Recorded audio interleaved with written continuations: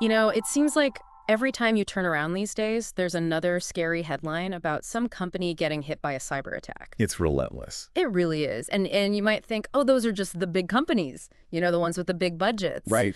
The truth is, though, in our hyper-connected world, keeping your data safe, it's really not just for the big guys anymore. It's table stakes. Absolutely. It's essential for everyone, especially for those small businesses and those nonprofits that do so much good in our communities.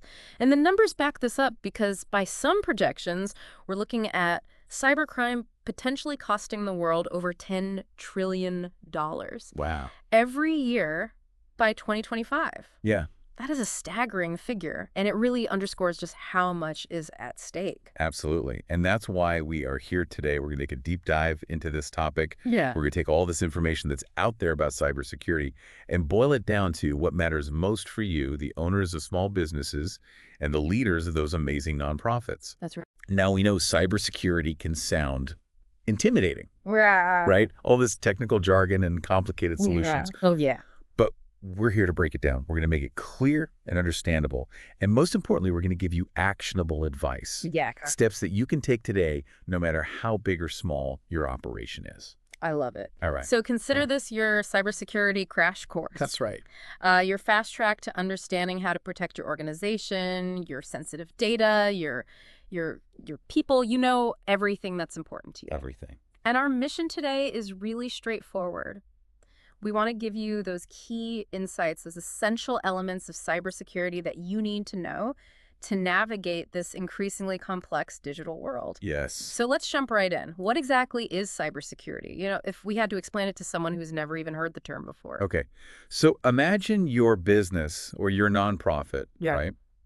It has a digital headquarters, Yeah. right? It's got your computers, your website, all the software you use, all that information that you store. Mm-hmm. Cybersecurity is like having a security system I like that. for that digital space, right? Yes. It's all about protecting those internet-connected systems. So the hardware, the software, and most importantly, your data Right. from all sorts of digital threats. And these threats can range from things like ransomware attacks, where they lock you out of your own files until you pay a ransom, Right. to criminals trying to steal your sensitive information, things like customer details, donor records, Oh, yeah. and of course all those phishing emails that are getting more and more sophisticated every day, Sneak. trying to trick you into giving up your passwords. Right. So at its core, cybersecurity is about making sure that your important information stays safe and sound, Yeah. and that your IT systems keep running smoothly and reliably. And it's not just one thing that you do. It's a mix of having the right security software in place.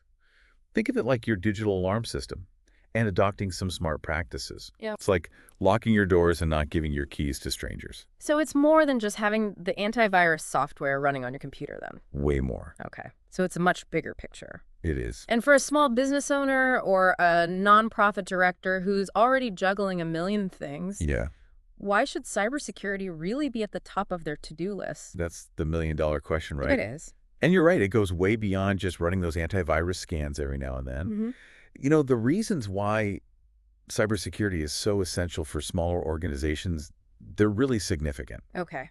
First and foremost is protecting that sensitive data. Right. Think about the information that you handle every day in your business or in your nonprofit. Yes. If you run a small e-commerce business, you're dealing with customer payment details, credit card numbers. Sure. If you're a nonprofit, you might have very personal information about your donors Mm-hmm. or the people that you serve, Of course. maybe even sensitive health-related data. Right. A data breach in any of these situations, it can be catastrophic. It really can. Imagine a local clinic gets hacked Yeah. and patient records are exposed. Oh, God. That's not just a privacy violation. No. That can lead to real harm for those individuals Absolutely. and completely destroy the community's trust in that organization. That's a really powerful example. And it highlights that it's not just about the immediate, loss of data. It's about those wider consequences for the organization itself. Exactly. And that brings us to our second critical reason: business continuity and reputation. Okay. Cyber attacks, they could bring your operations to a screeching halt. Yeah. If you get hit with ransomware and it locks up all your computers, you can't serve your customers, you can't process donations, you can't carry out your vital work. You're frozen. And this downtime translates directly into financial losses. Of course. But perhaps even more damaging in the long run is the impact on your reputation. Right. Remember that massive Target data breach a few years back? I do, yeah. They lost tens of millions of customer records. They faced huge legal costs. Right. But the lasting damage was that erosion of customer trust. Yeah. For a small business or a nonprofit that relies on local goodwill and strong relationships, that kind of reputational hit can be almost impossible to recover from. Yeah, it really can. Your customers, your donors, the people that you serve, they need to know that their information is safe with you. It's foundational. It is. It's about trust. So we've talked about the importance of safeguarding people. We've talked about the, ability of the organization to keep functioning. Mm-hmm. Are there other serious consequences beyond the potential damage to reputation? Yes. There are very real economic and regulatory implications. Okay. If you fall victim to a cyber attack, you could face direct financial losses Right. from stolen funds or simply the expense of getting your systems back up and running. Yeah.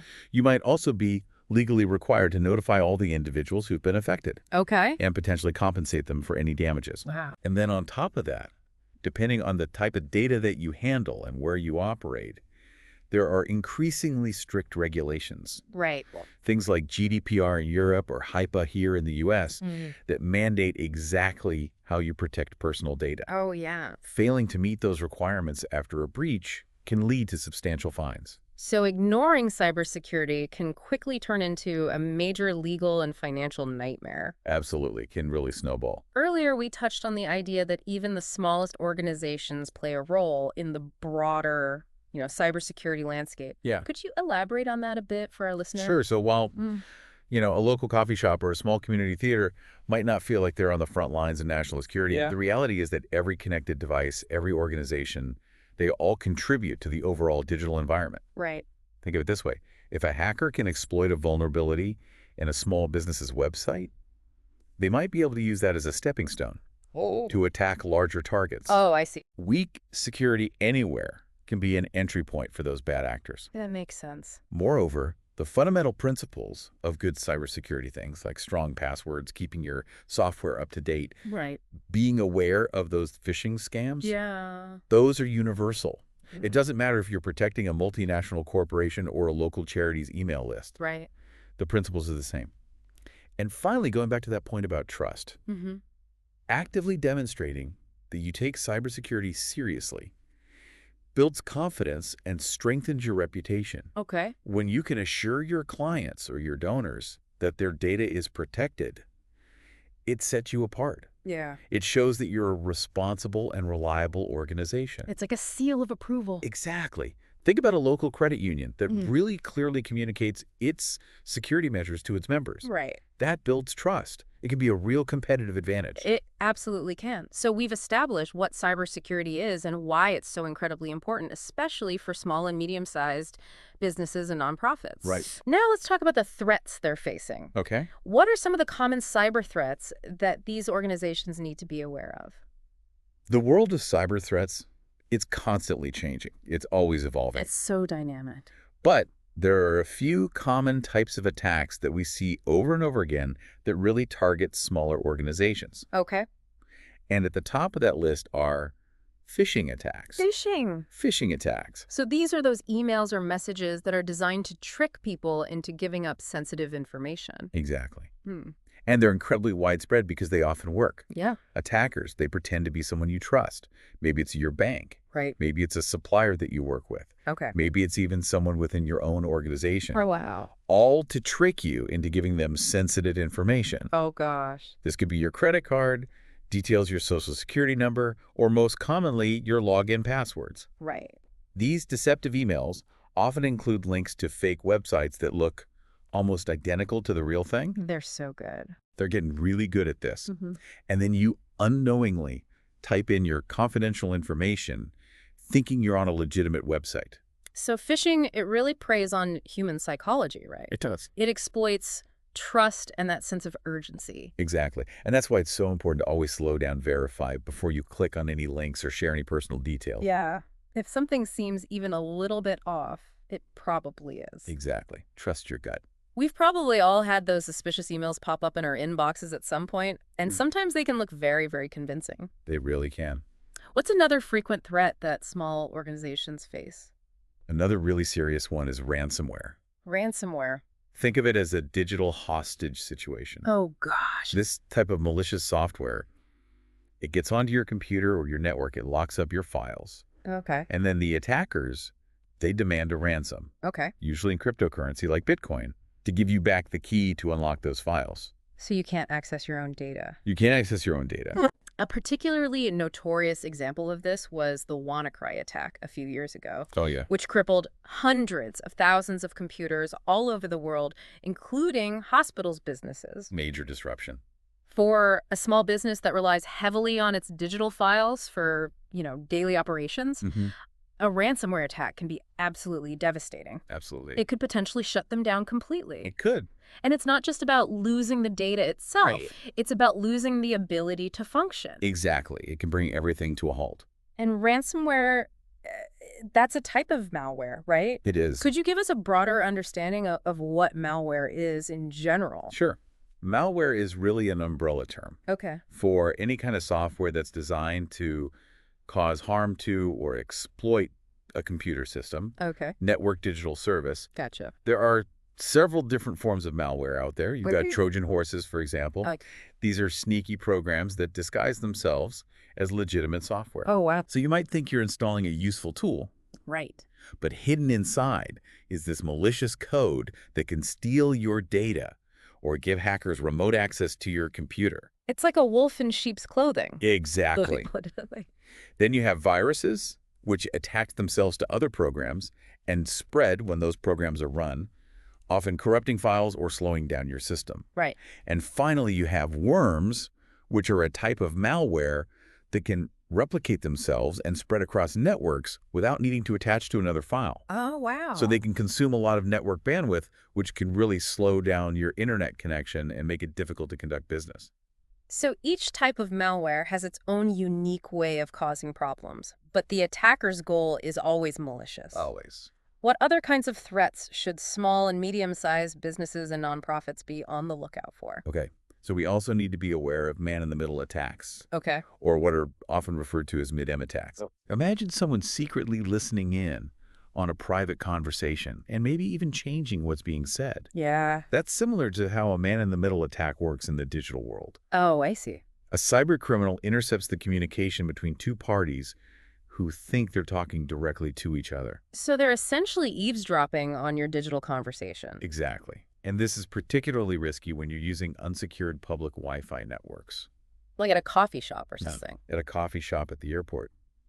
You know, an attacker can position themselves between your device and the Wi-Fi hotspot and potentially steal or even alter the data that you're sending and receiving. That's really concerning, especially with so many people working remotely these days or using public Wi-Fi. Yeah. What about attacks that are specifically aimed at, disrupting a service? Yeah. So those are what we call denial of service attacks or DOS attacks. Okay. Think of a popular website suddenly getting so overwhelmed with fake visitors Okay. that real customers can't get through.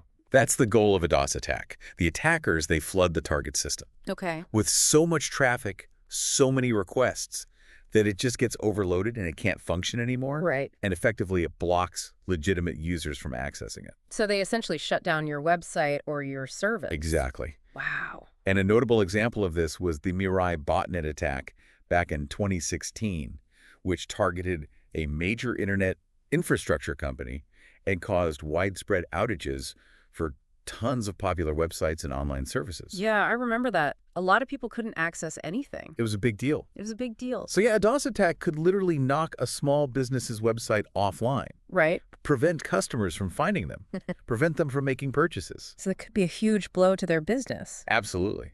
Especially for businesses that really rely on that online presence. Yeah. And are all these threats coming from, outside the organization? Or should businesses also be worried about, risks from within? That's an excellent point. Insider threats are a significant concern. Okay. These can come from current or former employees, contractors, anyone who has had legitimate access to your systems or data, Right. but then misuses those credentials, Gotcha. either intentionally or unintentionally. Okay. This could involve stealing sensitive information, intentionally disrupting operations, or even accidentally introducing vulnerabilities into the system. So you have to be careful about who has access to your systems and data. Absolutely. It's a sobering thought that the threat couldn't potentially come from within your own organization. It is. So we've covered a lot of different cyber threats here. A lot. Now let's focus on what makes it particularly challenging for small and medium-sized businesses and nonprofits to actually deal with these threats. Okay. What are some of the key hurdles they face? There are several specific challenges. First, we absolutely have to address a very common and very dangerous myth. Okay. The idea that small businesses aren't targets for cyber attacks. Right. This is simply not true. Yeah. And believing it can leave you incredibly vulnerable. Right.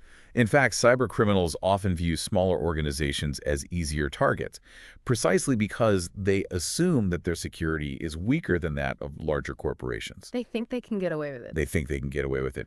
And they might also see you as a stepping stone to larger organizations that you do business with. Oh, right. The Hiscox Cyber Readiness Report revealed that almost half a significant 41% of small businesses in the U.S. reported experiencing a cyber attack in just the last year. Wow. That really underscores that no organization, no matter its size, is immune to this threat.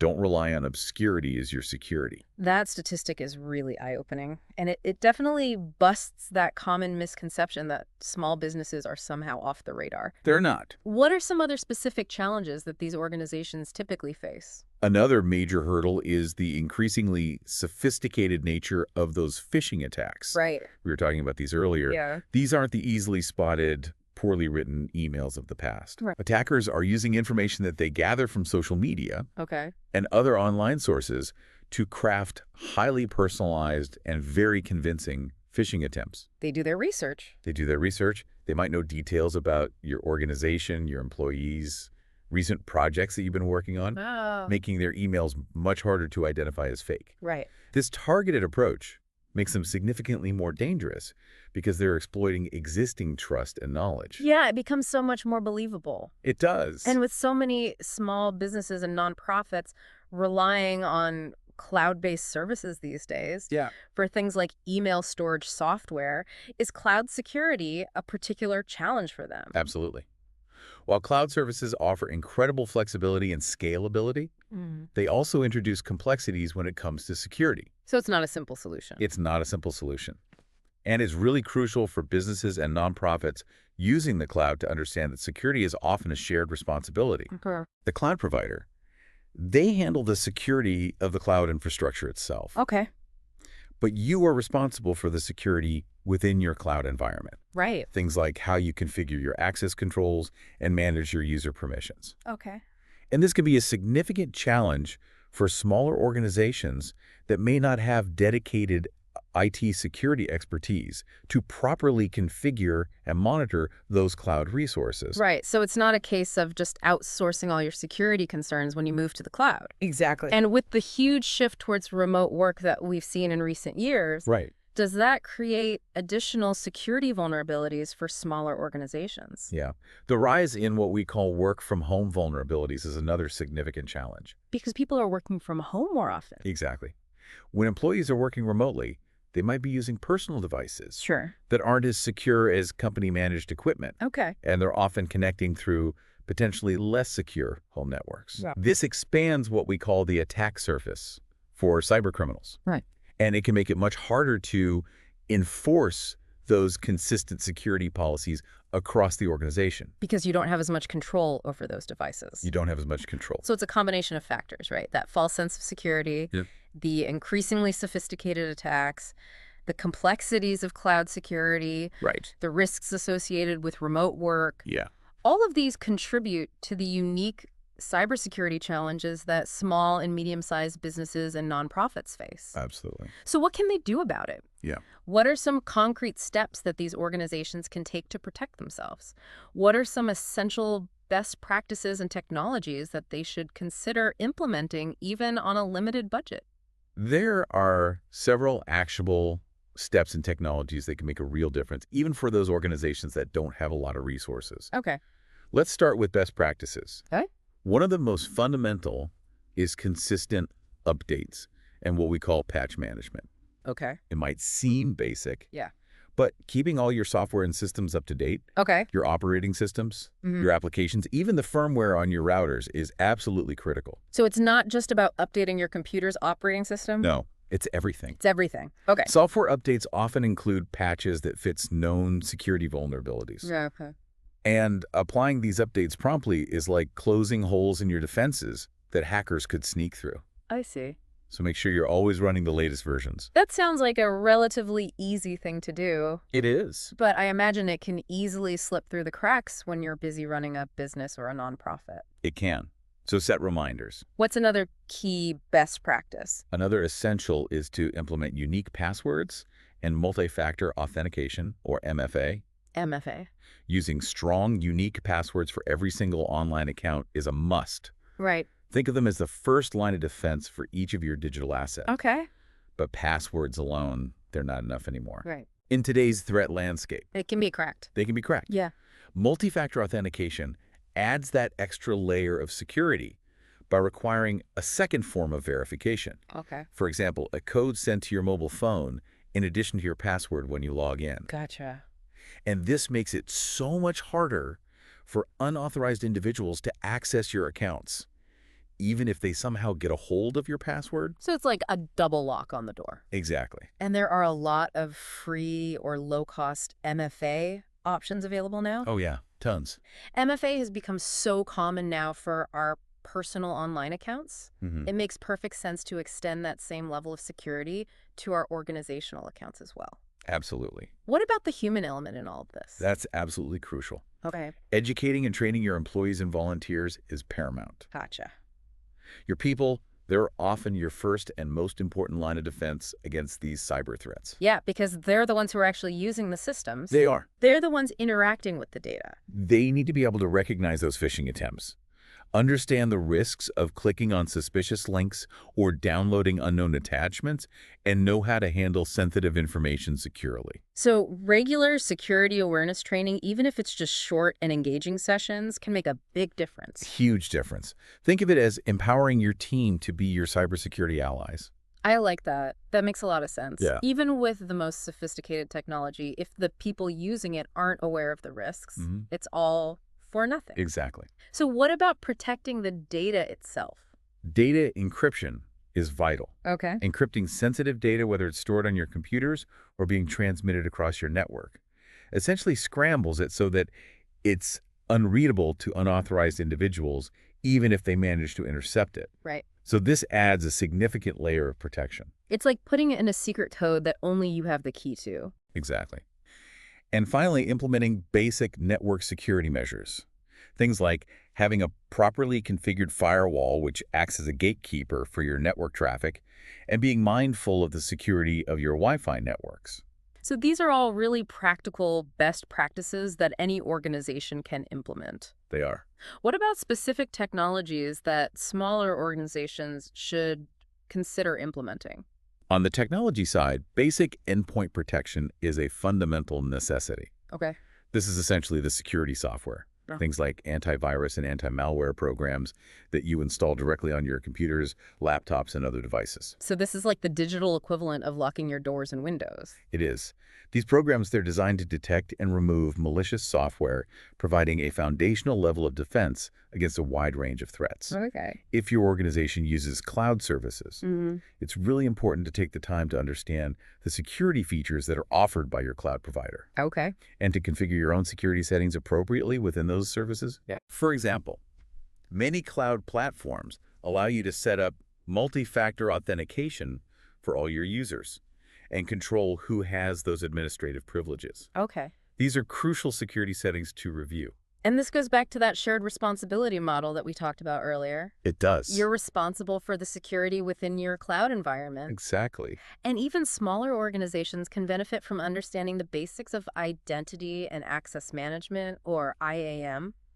Think of it like giving different keys to different people in your organization. I like that analogy. Some people might have the master key to everything. Right. while others only have access to specific resources that they need for their roles. Implementing these basic IAM principles helps limit the potential damage if an account is compromised. Okay, that's really helpful. And these all sound like achievable steps. It's not necessarily a massive investment to get these things in place. No, not at all. Now, we touched on some myths earlier. Are there any cybersecurity myths specifically related to these practices and technologies that we should debunk for our listeners? Yeah.